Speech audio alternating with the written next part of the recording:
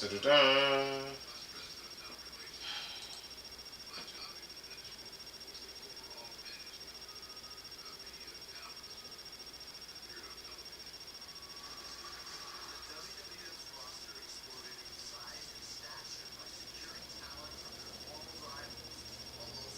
Fuck you mean no data just fun.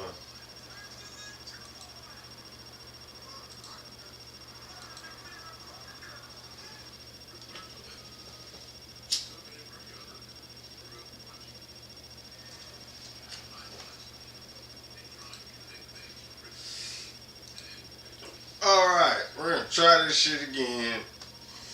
This is probably the fifth time, y'all. Y'all understand. I actually probably know now more better what the fuck I'm gonna say.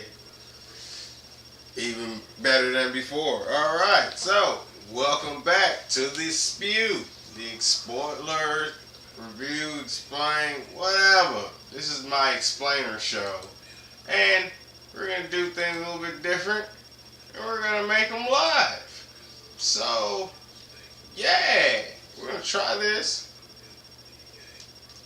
See how this goes. And this episode that we're talking about is actually, it's a documentary series called The Dark Side of the Ring. And today's episode was the infamous Plane Ride from Hell. Now, if you are a wrestling fan of WWE era, mid-90s, you remember the infamous Mr. Perfect versus Brock Lesnar on the plane fight, to where Mr. Perfect ended up getting reprimanded, and that's how he ended up in WCW with the NWO, because of this fight. So, apparently, it was a big tour. They coming home from it. A lot of ECW wrestlers is on this plane. It's an open bar on this plane, and people is more or less celebrating. I think they're coming from overseas. They said, yeah, they're over the Atlantic. Alright. So the liquor's going, of course, and you know, things. I'm pretty sure there was a lot of cocaine on this plane. Well, trust me, there was a lot of cocaine on this plane. Long story short, they were saying all kind of crazy stuff was happening. People was running around naked. This is the infamous, like I say, for some reason, Ric Flair is now canceled. Watch this episode and you're going to find out why. We're going to get into that. And all kinds of hystericalness is going on. Like they said that X-Pac, who was the 1-2-3 kid, because I think he, according to this, they was calling him X-Pac in the story, but I think at the time he was still 1-2-3 kid, and he cuts Michael Hayes' ponytail off while he's asleep. Now, look, let me tell you, as a black man in the black community, we have a rule. You never fall asleep when you drunk with your white friends. These niggas is more gangster than us. They do all kind of stupid shit. I have another story. The guy he's on that side. This logo right here, okay, they were fucking with him one day. And I think what they do, shaving cream in the shoes, you know, toothpaste in the face. So he said, alright, y'all want to play with me? This nigga went and wiped his ass with a shit rag and held this R&B group hostage in the hotel room. I seen the whole thing. Just I tell you that. But anyway, that's the kind of hazing and shit that's going on. So somehow he's done cut off Michael Hayes' ponytail and flailing it around. Everybody's cheering like this nigga done won the championship or some shit. The fight done broke out. And then the fight was so bad to where I think eventually Jim Ross came and they calmed that shit down. And they also was wrestling up against the fuselage. So that tells me this was a very small plane. They might have been on one of the private jet, the Vince's jet, the WWE plane, for them to be wrestling near fuel. And when they hit the emergency door, that's when the pilot came out and everybody really intervened like, hey, you can kill us all. So, throughout this documentary, they actually have one of the crew that was on the plane, the stewardess, I don't know, maybe her right here. My heart goes out to her because this was truly a nightmare for her. And once again, you know, Tommy Dreamer is trying to explain that, you know, Ric Flair does his thing and his woo! I never knew that meant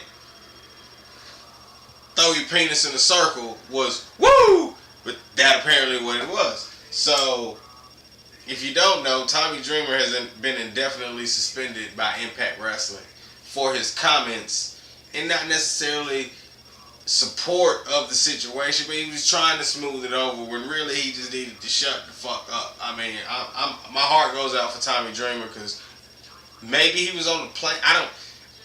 His point of view, I don't know if he was on the plane or not, but if he wasn't, oh God, he should just shut the fuck up. But he shot himself in the foot by trying to take up for Ric Flair. So apparently what happens, allegedly, Ric Flair is throwing his penis in a circle. Woo! And he corners the stewardess. And she tells this from verbatim from her, how it happened to her. And long story short, he forces her to touch him. At the end of the day, I think Dustin Rhodes was the one to actually intervene to stop the situation from getting any worse. They done canceled Rick's insurance commercial. They canceled a lot of his he's supposed to debut in AEW. They haven't canceled it, but they pushed it back, so to speak. So, I'm not saying Rick is like Bill Cosby now. But if Mo Broad start coming out the woodwork, this nigga's just like Bill Cosby. I mean, it is what it is. He's no better than R. Kelly. I mean, these men are taking their stature, their persona, who they are, and they're using it to take advantage of the situation, which is why they're wrong. Like I said, Tommy called himself just smoothing over the situation when really he needed to shut the fuck up. So, yeah, that. Now, keep in mind, like I said, there are other ECW wrestlers on this plane, which lets me know that there was cocaine on this plane. I'm just saying, I'm speaking from experience. So one of my favorite wrestlers, Just Incredible, is on the plane. But in the midst of all this crazy shit, the same lady right here that's telling her story of what happened, she says after the Ric Flair situation, she's checking on the wrestlers because I think the plane done calmed down, it gets quieter, people are falling asleep. I think she's trying to either give Scott Hall a pillow, maybe adjust his pillow or something, but he wakes up hysterically saying a bunch of revolting, repulsive shit to her. I want you to go check out the documentary. That's the whole point of this shit. So you can see for yourself what he said. And long story short, she was panicking because he was holding on to her. Scott Hall is a big guy. And there's no way for a woman to really get him up off of you. But for some reason, he passes the fuck back out. Cocaine. So, by that point, she's terrified. And she says she just stays up there in the little cabinet for the rest of the fucking flight. People want food and all kind of shit, and she's like, I'm not going back out there. Fuck them. They on their own. I mean, after that, I wouldn't have done shit either. I'd have been up in the flight with the fucking pilot personally. So, thing about Scott Hall is, plane finally lands. This motherfucker isn't waking up. So, okay, long story short, Scott Hall's alive and well today. Bless his heart. We hope he works out through his demons. He still got demons he's working through. Nobody's perfect. We all got vices. But, long story short, apparently Scott fell into what is known as a stupor. Ask your drinking partners what this is, where you pretty much fall into a deep comatosic sleep from drinking too much alcohol, drugs, whatever it is. So they couldn't wake this guy up. So this is the part where Jim Ross is like, and I see these two coming through the airport, and I'm like, what are you doing? Just Incredible looks back like he gets the homeboy award because he says he finds a wheelchair, puts Scott Hall Lokes on him, sits him up in the wheelchair, and is wheeling him through customs in the airport, asking all the questions for him in security. Yeah, he's got a health condition, which he apparently does. He fell into a fucking stupor. So he was kind of telling the truth on that. And, you know, Jim Ross is like, what the fuck? But Justin was on the plane panicking like, look, all this shit done went down. Now we got a dead body? What the fuck? So, I mean, his panic skills kicked in. So, he took his homeboy. He got him out there. So, you know. But, long story short, it's a great documentary series. Vice TV, this is like their third season.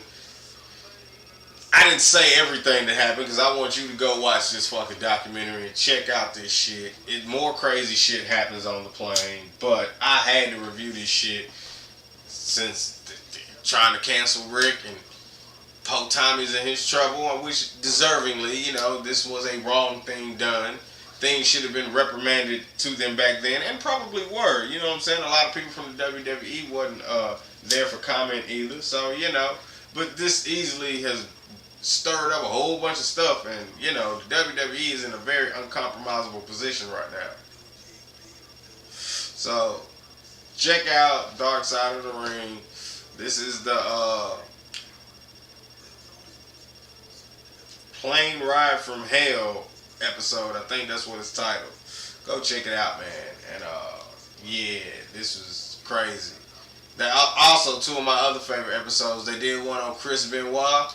Great episode. If you're a wrestling fan, check out Dark Side of the Ring, Chris Benoit. And they also did one on my favorite wrestler, R.I.P. the GOAT, New Jack. Jerome, we miss you, my boy.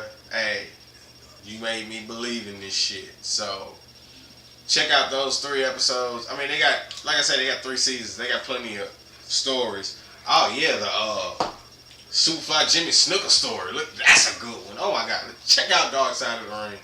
You're not gonna be disappointed. But this one was a doozy. If this has been your first time, please like, share, and subscribe. Tell your friends about me. Until next time.